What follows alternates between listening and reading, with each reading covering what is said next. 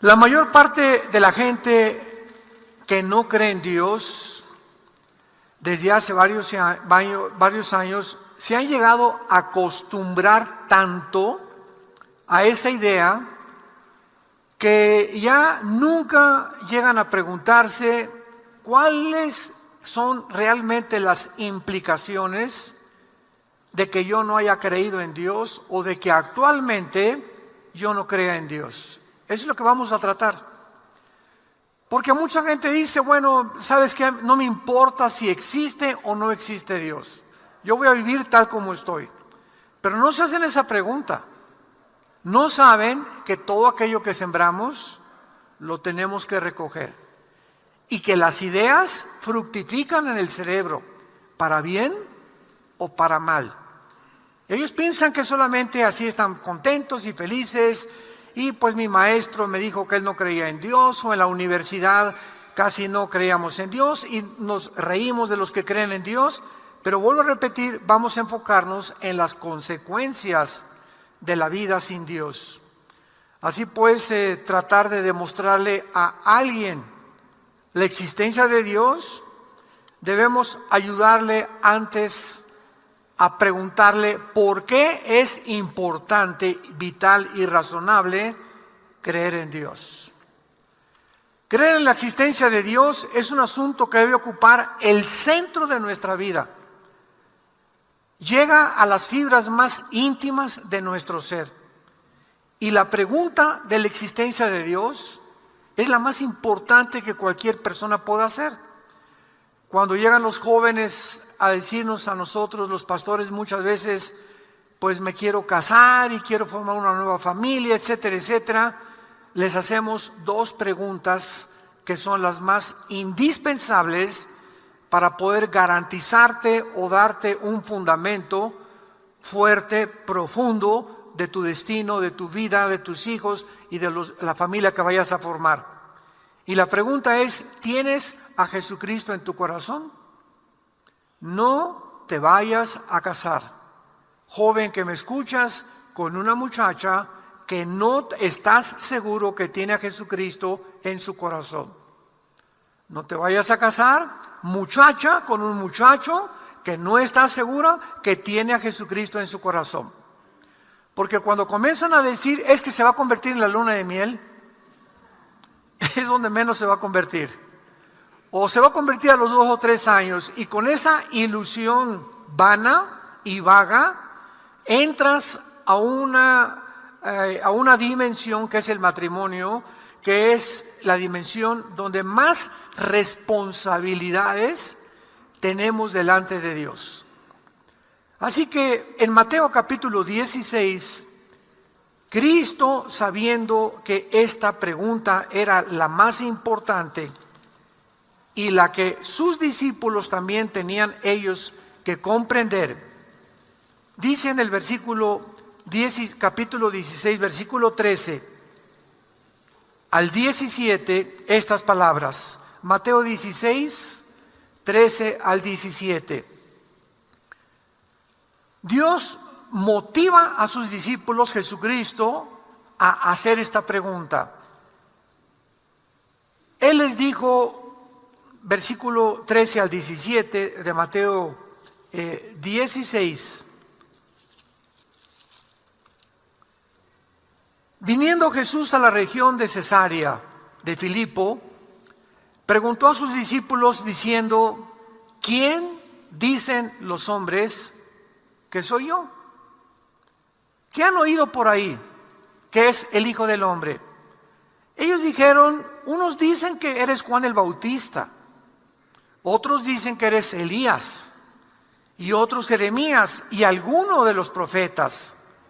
Él les dijo, ¿y ustedes,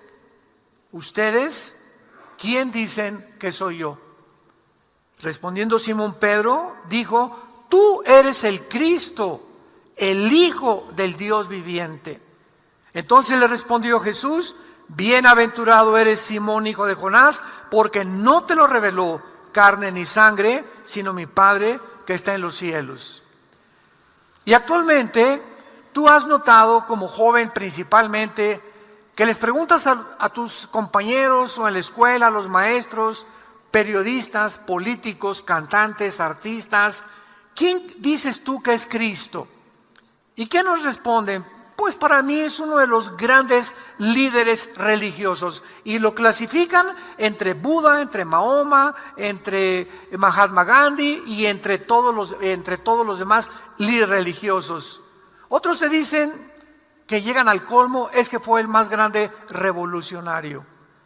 Y es el que realmente apoyó el comunismo, porque él venía por los pobres y porque él no quería y él odiaba a los ricos. Todas estas respuestas son una ignorancia impresionante. Otros dicen, bueno, fue un gran maestro de moral. Entonces la gente tiene diferentes opiniones de la persona de Jesucristo según lo que han oído de otras personas que no son cristianas, que nunca han leído la Biblia, o a través de la televisión o de las películas, y deforman el carácter de la persona del Hijo de Dios. Y esta pregunta es la más importante que tú tienes que contestar. Si alguien te preguntara ahorita en una entrevista afuera, ¿tú quién dices o quién crees que es Jesucristo? Y tú haces esta respuesta, pues yo pienso que fue como el Che Guevara, o un revolucionario, un gran maestro de moral, un gran líder religioso. Esto significa que no conoces a Jesucristo como tu Señor y como tu Salvador. Simplemente es una figura pública que impactó el mundo de diferentes maneras, pero tú no has entendido quién es Él. Y cuando Cristo le dice a Pedro, bueno, eso es lo que dice la gente, dicen que soy profeta, que soy Elías, pero tú Pedro, ¿quién dices que soy yo? Y Pedro le dijo a Jesús la declaración más grande que podemos escuchar: tú no eres ni Elías, ni el revolucionario, ni el líder religioso, tú eres el Hijo de Dios. Y Pedro se sorprende porque en ese momento Jesucristo le vuelve a contestar. ¿Sabes qué, Pedro? Estas palabras que están saliendo de tu boca no te las dijo nadie. Has sido en este momento inspirado por el Espíritu Santo para reconocerme que realmente soy Dios en la carne, que soy el Hijo del Dios vivo y verdadero. Por eso cuando tú puedas contestar, Jesucristo no es maestro de moral, ni un gran líder religioso, un revolucionario, y tú le digas a tus amigos y a la gente y no tengas temor ante ninguna audiencia, Él es el Hijo de Dios, lo estás diciendo porque el Espíritu Santo ya vive dentro de ti. No hay manera de confesar a Jesús de otra forma más que teniendo al Espíritu de Dios.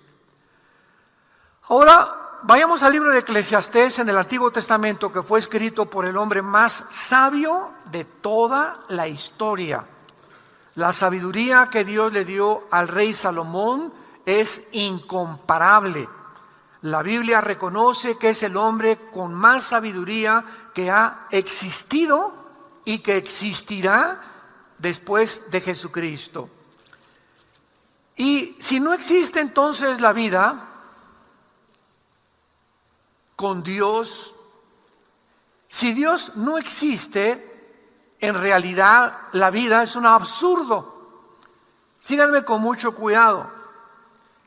Y todas estas conferencias que he tenido hace 20, 30, 40 años, de otra forma, con ateos, escépticos, agnósticos, es la forma en la que ellos nunca se han puesto a pensar más que lo que les enseñaron en la escuela, y no han razonado lógicamente para poder realmente evaluar qué ha sido la irracionalidad más grande que existe, que un hombre diga Dios no existe. Ahora actualmente ya el ateísmo ha declinado enormemente. ¿Por qué? Porque el ateísmo actualmente ya no se puede sostener filosóficamente. ya es imposible sostener filosóficamente. Y hace 3000 años en un salmo, Salmo 14, ya David decía: dice el necio en su corazón, no hay Dios. Cuando una persona dice que no hay Dios, le preguntas, ¿verdad? ¿A dónde lo fuiste a buscar? ¿Qué te hizo concluir que Dios no existe? Mi compadre me lo dijo, o mi amigo en la escuela, o el maestro que me está enseñando civismo, me está enseñando filosofía, dice que es un absurdo la existencia de Dios. Pero nunca, ahí se quedan con esas respuestas y nunca investigan de una forma lógica qué implica que Dios no exista y a dónde vas a llegar si mantienes esta ideología en tu corazón. En el capítulo 2 de Salomón, cuando Salomón vivió como un multimillonario, un trono de oro, más de 1000 mujeres. Tenía el lunes a Miss México, el martes a Miss Guatemala, el miércoles a Miss España, el jueves a Miss Francia, solamente para darles a entender de aquellas personas que dicen: no, si yo tuviera 2 o 3 estaría más contento que con la que tengo ahorita. Y siempre estamos moviendo nosotros a que podemos encontrar algo mejor que Dios. Y cuando Salomón tuvo eso y Dios le dijo: ok, te voy a dar permiso que tú tengas todas esas mujeres. Te voy a dar permiso que tengas todo el oro del mundo, Salomón. Porque cuando tengas todas esas cosas y todos los vinos y los payasos que tenía y los cantantes que lo estaban entreteniendo siempre, y los viajes que él hizo, etcétera, etcétera, y las relaciones políticas que desarrolló Salomón en el Medio Oriente, después de que tuvo todo eso, escribió el libro de Eclesiastés. ¿Y saben lo que dice en el capítulo 2, versículo 11? Miré yo luego todas las obras que había hecho en mis manos y el trabajo que tomé para hacerlas, y he aquí todo era vanidad y aflicción de espíritu y sin provecho debajo del sol.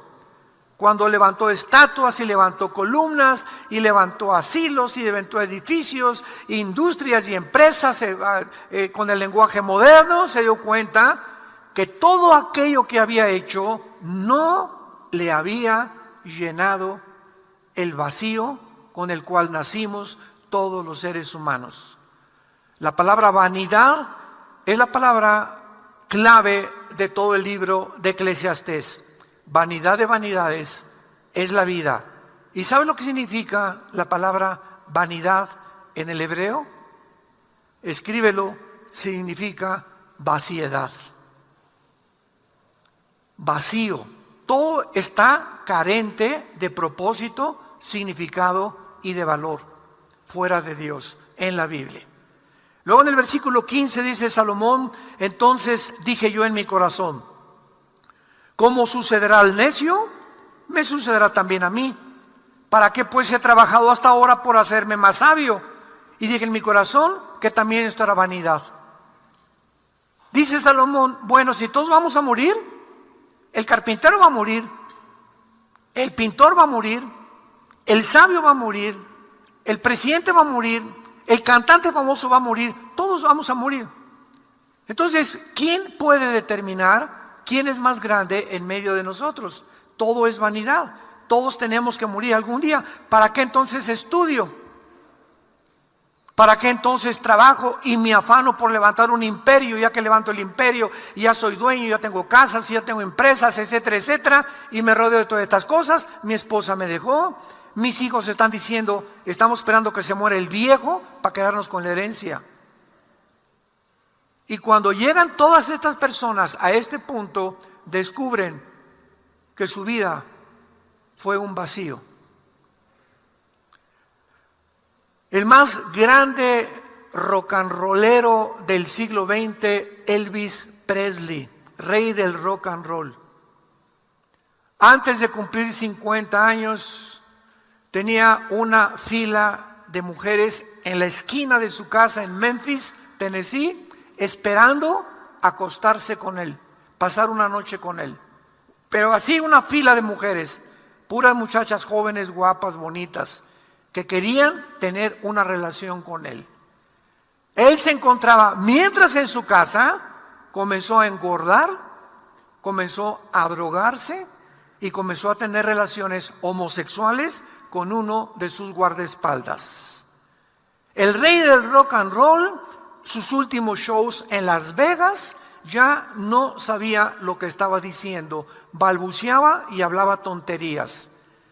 Un día a las 12, 1 de la mañana, en su casa, se levanta de su cama, le da una especie como ataque al corazón y muere en el baño sentado en el migitorio, ahí sentado con la Biblia en Primera de Tesalonicenses capítulo 4, donde dice que Cristo viene a arrebatarnos algún día por nosotros.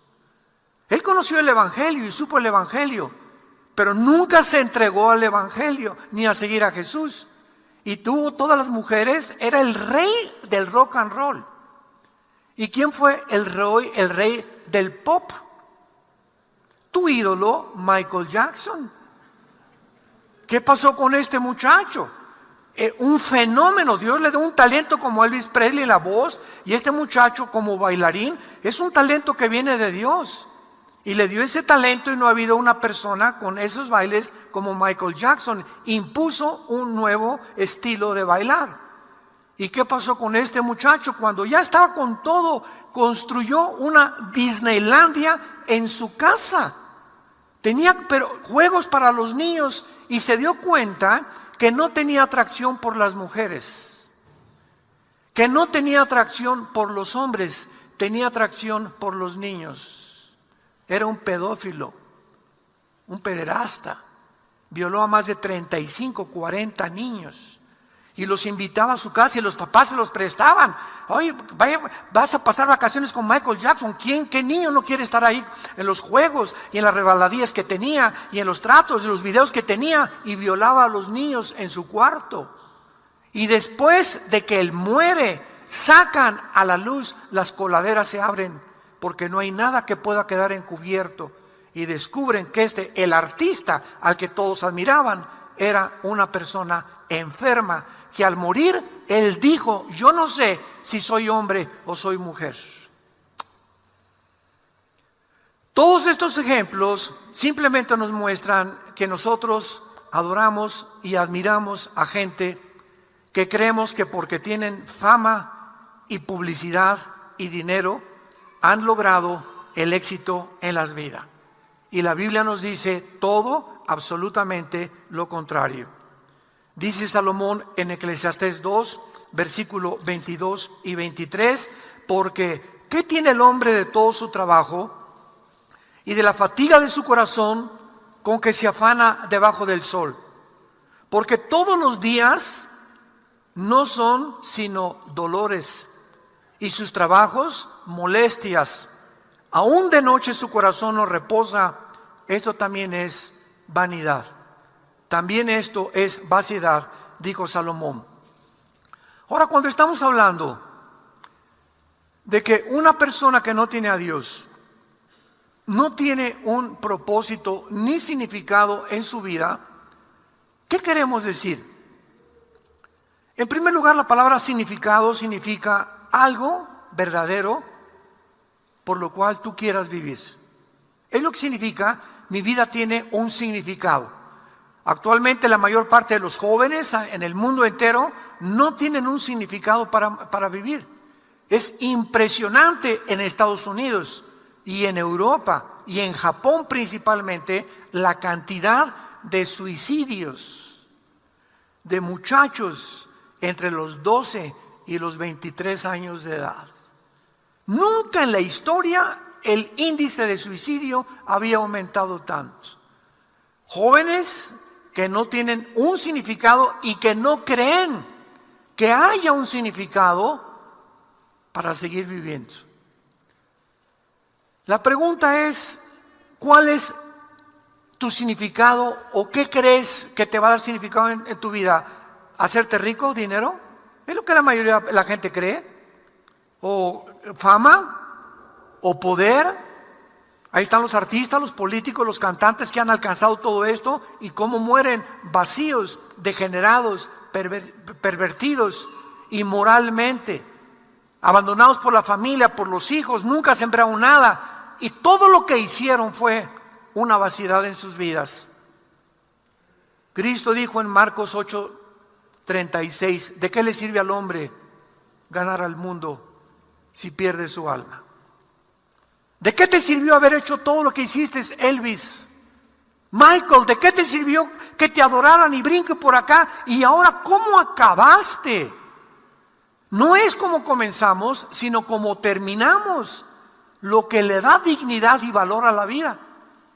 No es como comenzamos, sino como terminamos. Muchos comienzan muy bien. Y yo lo he visto en mi propia llamamiento que Dios me ha hecho para predicar la palabra de Dios. He conocido infinidad de pastores.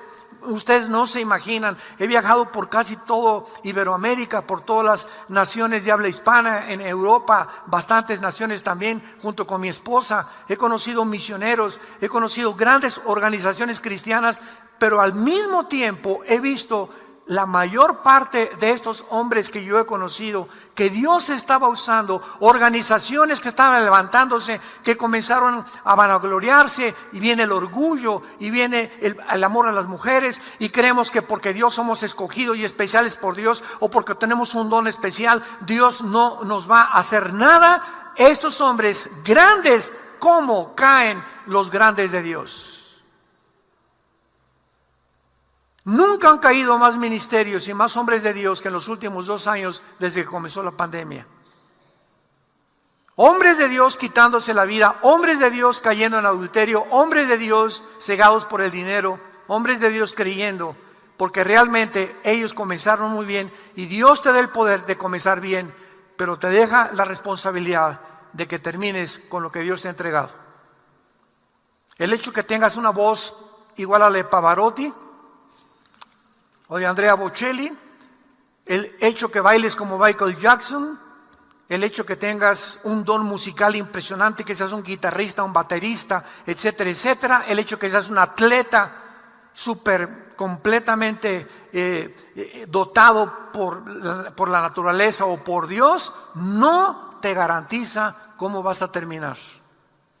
El hecho que seas preciosa y que seas bonita, que te parezcas a Elizabeth Taylor, o que te parezcas a Madonna, o el hecho que seas guapo o bien parecido y que te parezcas a Rock Hudson, aunque tengas cara de Godzilla. De repente una cirugía y otra cirugía, levanta la mano y se les levanta la patita también ya, de tantas cirugías, porque se tiene que acabar la belleza. Ya a los 55, 60 años de edad ni quien se fije en ti, y cuando te das cuenta que ya en el espejo no eres la que creías que ibas a hacer toda la vida, como dijo Madonna cuando cumplió 52 años, dice: yo, si llego a los 60 años me quito la vida, no soportaría no ser adorada ni reconocida. Elizabeth Taylor fue la mujer considerada más bella del siglo XX. 9 esposos, la chulis. 9 esposos. Porque uno y otro y otro y otro, y por más, fue lo que le dijo Cristo a la mujer de Samaria en Juan capítulo 4. Se encuentra con esta mujer, llevaba 5 maridos, buscando que algún hombre la pudiera satisfacer, buscando que una mujer te creas que te va a satisfacer, buscando crees que vas a encontrar otra cosa que te va a satisfacer, y no hay nadie más que Dios. Nadie más.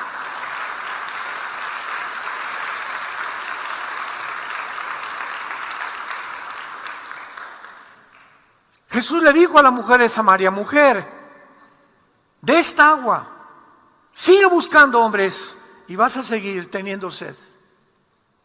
No hay nada en la vida que pueda satisfacer la sed que tenemos de Dios. Dice en Eclesiastés 3:11, Dios puso la eternidad en tu corazón y en mi corazón.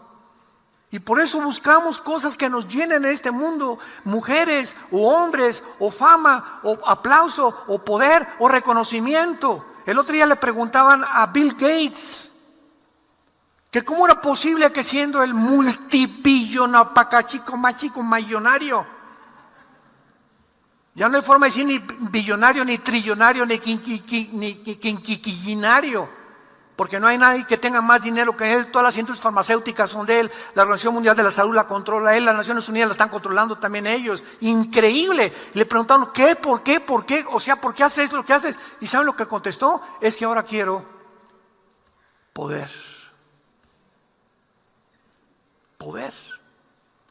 Entonces imagínate que están estos hombres así con el mundo, como reyes, y los presidentes están todos completamente controlados, la mayoría, por una élite de multimillonarios que existe, y ven al mundo. ¿Y cuál es la ambición del mundo? Alejandro el Magno, Napoleón Bonaparte, Aníbal, Saddam Hussein, Hitler, Mussolini, José Stalin. Todos los grandes hombres y dictadores de la historia han tenido todo lo que quieren de dinero, pero lo que ellos quieren es poder. ¿Poder de qué? Poder de controlar más a los seres humanos. Sentirse que son dioses y que tienen el control de las naciones o el control de sus imperios, como el rey Nabucodonosor en el libro de Daniel. No les basta ya el dinero, ahora quieren poder, y por eso hacen las cosas que están haciendo actualmente. Ahora veamos a continuación lo absurdo, lo irracional que es la vida sin Dios. En la física hay una ley que se llama la ley de la entropía. Todos ustedes que son físicos, matemáticos, o que están en la física cuántica, o que son estudiantes de matemáticas, ¿verdad? Conocen una ley que es inexorable, que es algo que es continua, que se llama la ley de la entropía. Me quiero explicar esto para que entiendan lo que voy a leer en la Biblia, que se adelantó 2000 años a lo que descubrieron entrópicamente los físicos matemáticos. Esta ley de la entropía está establecida en la segunda ley de la termodinámica. La física está gobernada principalmente por dos leyes inexorables y que no cambian y que gobiernan el universo. La primera y la segunda ley de la termodinámica. La segunda ley de la termodinámica establece lo siguiente: todo el universo, todo, galaxias, planetas, estrellas, la vida humana, aquí las plantas, todo tiene un deterioro continuo. Todo se está oxidando, todo se está echando a perder, y esto es lo que se llama la ley de la entropía. Tú tienes un refrigerador porque tienes alimentos que si los dejas afuera se echan a perder.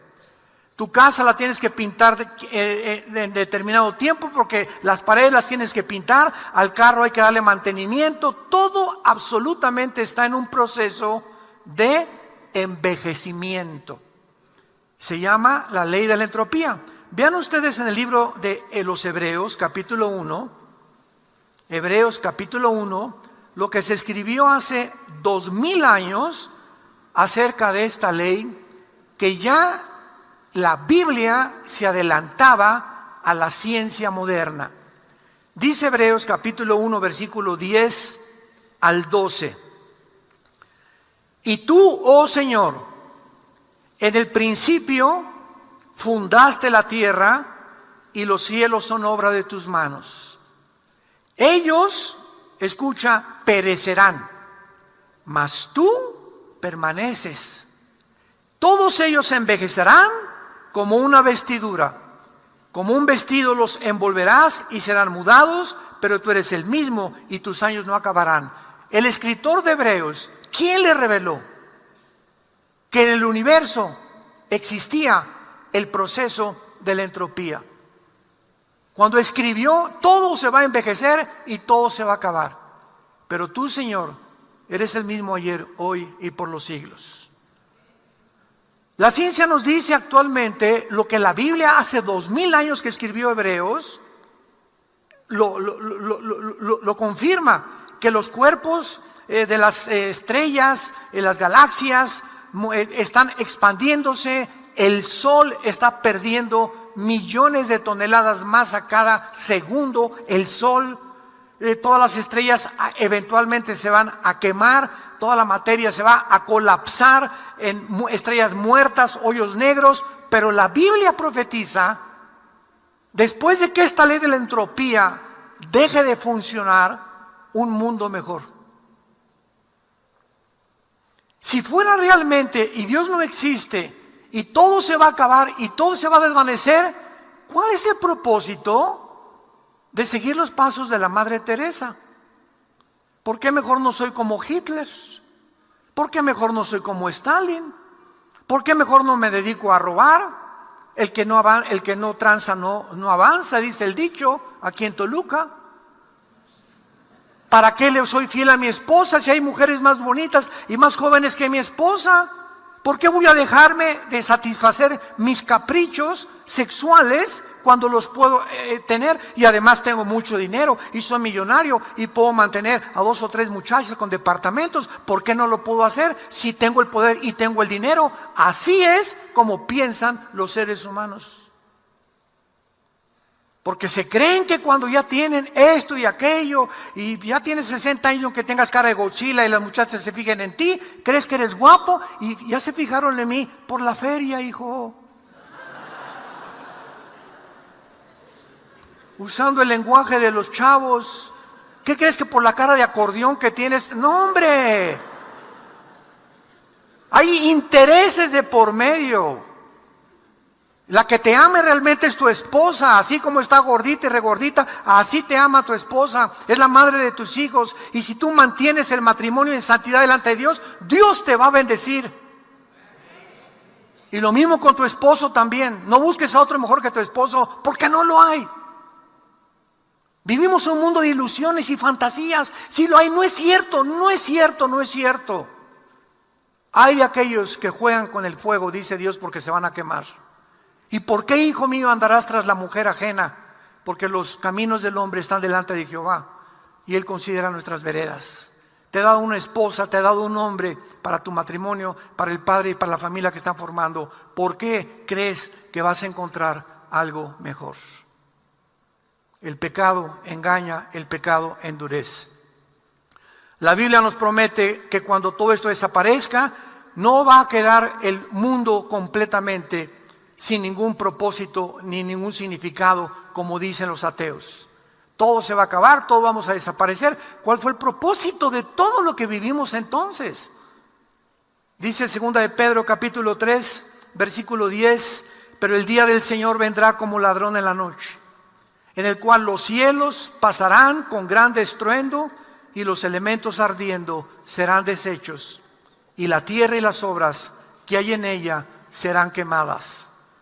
Puesto que todas estas cosas han de ser deshechas, ¿cómo no deben ustedes, nos hablan los cristianos, andar en santa y piadosa manera de vivir, esperando y apresurándonos para la venida del día de Dios, en el cual los cielos encendiéndose serán deshechos y los elementos siendo quemados se fundirán?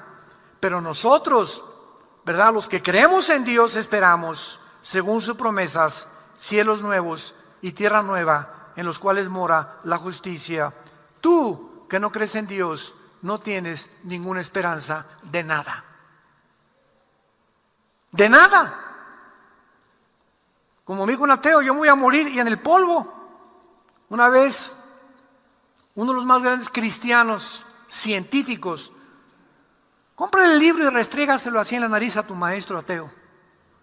Blake, matemático, filósofo francés, cristiano, tuvo un debate con un ateo. Y el ateo le dijo: yo, señor Pascal, no creo en nada. Yo, a la hora de la muerte, somos polvo y al polvo regresamos y no hay nada, ni resurrección, ni esperanza, ni nada después de la vida. Y Blaise Pascal, reconocido y sigue siendo como uno de los más grandes matemáticos de toda la historia y físico-matemáticos, le contestó al ateo: bueno, señor ateo, si usted cree en eso y mi Señor Jesucristo tuvo realmente la razón de que hay una resurrección y vamos a seguir viviendo después de la muerte, ¿qué amolada se va a llevar usted? Porque si usted tiene razón, yo no pierdo nada. Pues si usted tiene razón, nos vamos al polvo, no perdí nada. Pero si Jesucristo tiene razón, usted acabará en el infierno. Así que prefiero seguir a Jesús. Esa es, y se llama lógica elemental. O sea, salimos ganando. Si no es cierto, no perdimos nada. Pero si es cierto, qué amolada y qué susto se van a llevar los ateos y los que creyeron que la vida era simplemente vivirla para esta realidad. Ahora, si todo está condenado a la destrucción, entonces, ¿qué importa, verdad, que podamos nosotros tener esperanza? Dice Apocalipsis 21, vi un cielo nuevo y una tierra nueva, porque el primer cielo y la primera tierra pasaron y el mar ya no existía más. Yo, Juan, vi la santa ciudad, la nueva Jerusalén, descender del cielo de Dios, dispuesta como una ataviada esposa para su marido. Y oí una gran voz del cielo que decía, he aquí el tabernáculo de Dios con los hombres, y Él morará con ellos, ellos serán su pueblo, y Dios mismo estará con ellos como su Dios. Enjugará Dios toda lágrima de nuestros ojos. Y ya no habrá muerte, ni habrá más llanto, ni clamor, ni dolor, porque las primeras cosas pasaron. Y el que estaba sentado en el trono dijo, he aquí yo hago nuevas todas las cosas. Y me dijo, escribe porque estas palabras son fieles y verdaderas. La palabra de Dios. Esta es la esperanza que tenemos nosotros los cristianos.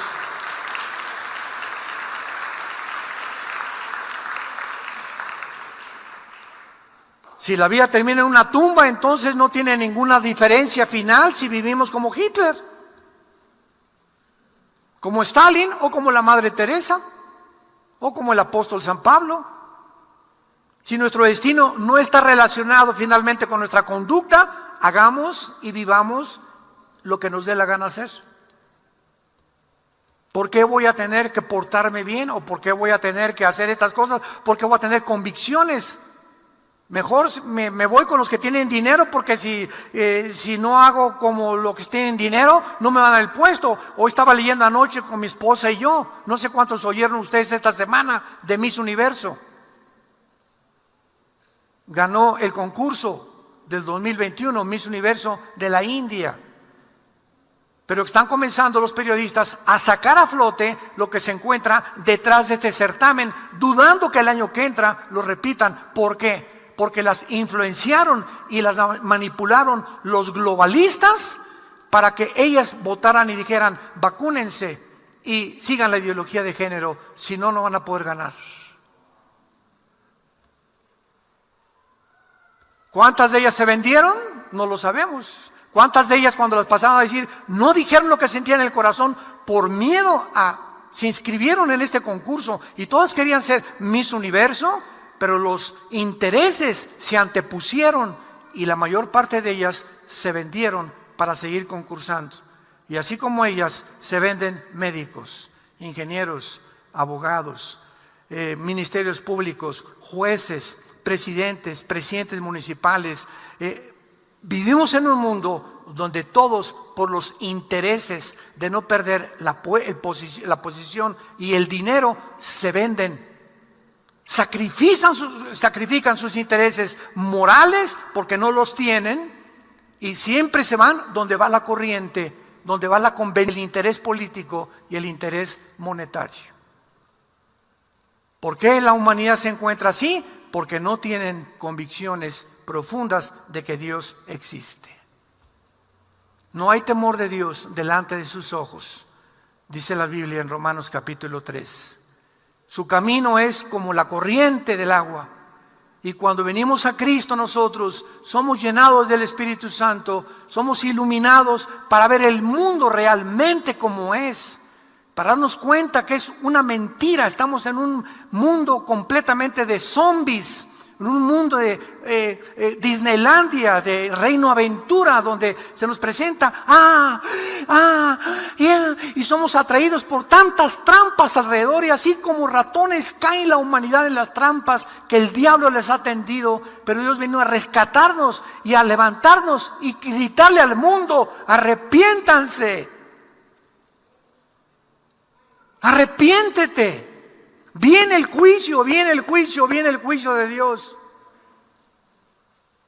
Cuando Pablo llegó a Atenas en Hechos capítulo 17, a los filósofos griegos, conocidos por su cultura y su razonamiento y su filosofía, dice en Hechos 17 el apóstol Pablo, versículo 30, pero Dios, habiendo pasado por alto los tiempos de esta ignorancia, ahora te manda.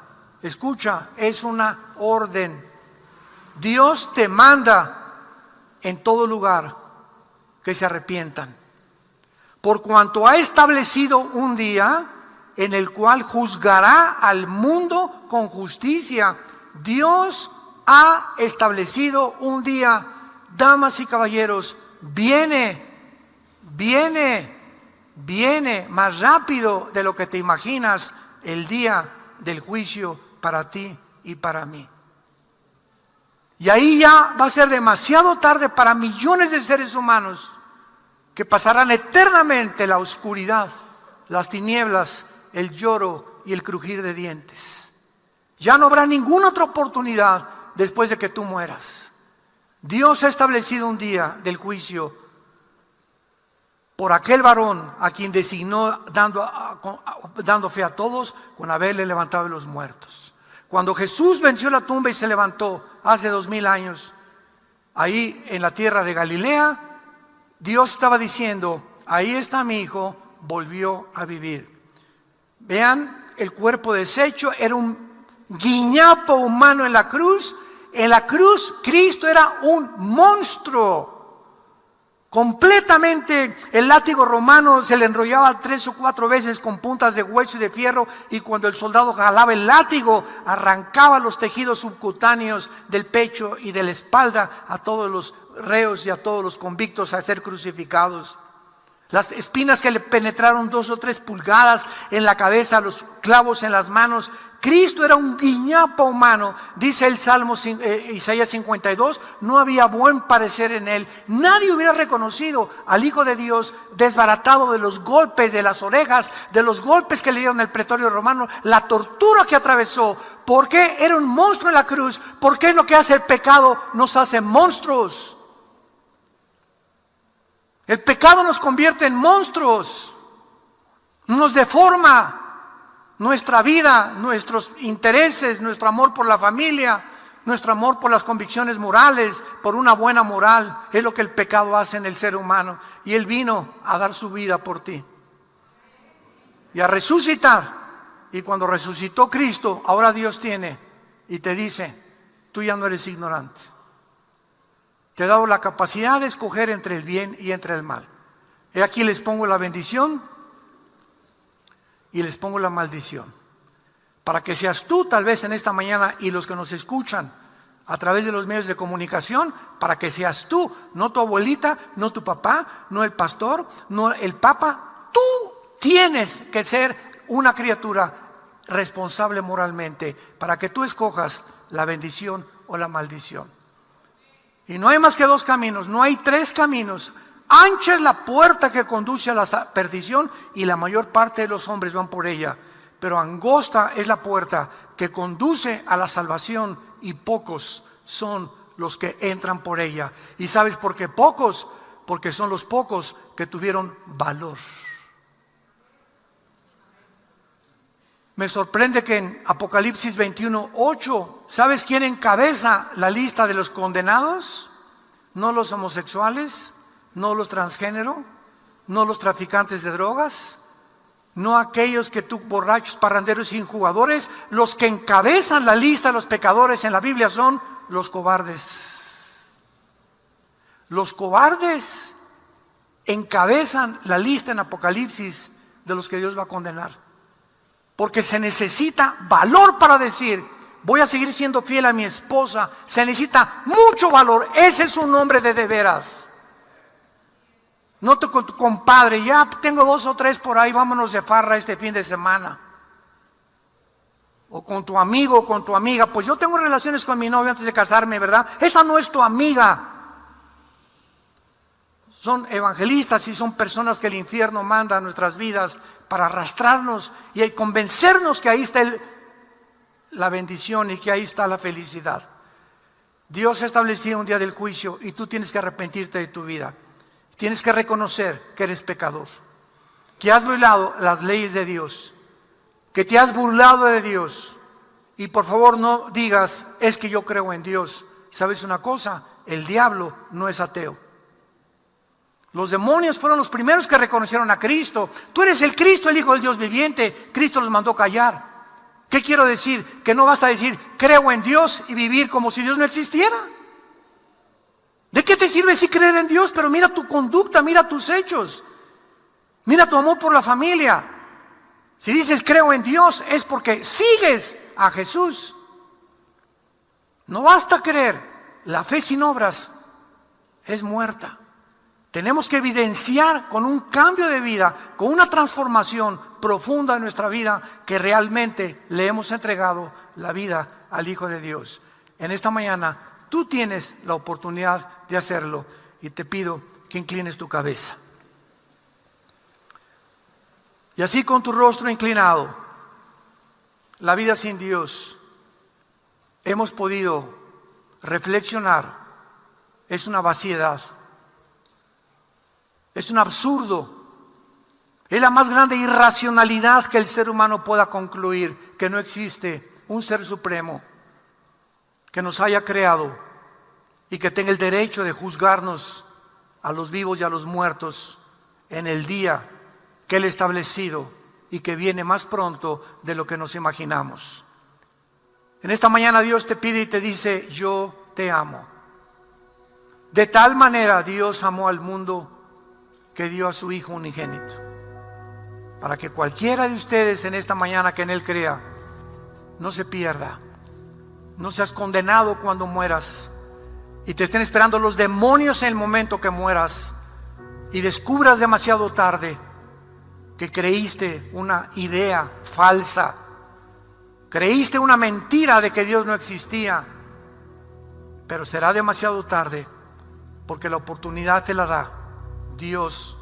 Hoy es tu decisión, hoy es el día de tu salvación. ¿Qué tendré que hacer? Me preguntarás, para que en este momento yo estoy seguro, absolutamente segura, de que el día de mi muerte tengo el perdón de mis pecados. Número 1, cree que Jesucristo en la cruz pagó por ellos con su sangre. Número 2, que Él se levantó de los muertos, habiendo sido despedazado en una cruz con un cuerpo glorificado, semejante al de nosotros cuando resucitemos y venga por nosotros. Y si Él resucitó de los muertos, dile que entre a tu corazón, porque crees que Él vive, tú también vivirás. Dile, Señor Jesús, entra a mi vida, perdona mi vida pasada. Reconozco que no tengo el poder para cambiar mi vida. Solo tú entrando a mi corazón puedes darme ese poder de vivir para ti los cortos días que me quedan o la corta vida que me has dado. Gracias por darme la vida eterna en este instante y por perdonar mis pecados y transformarme en la persona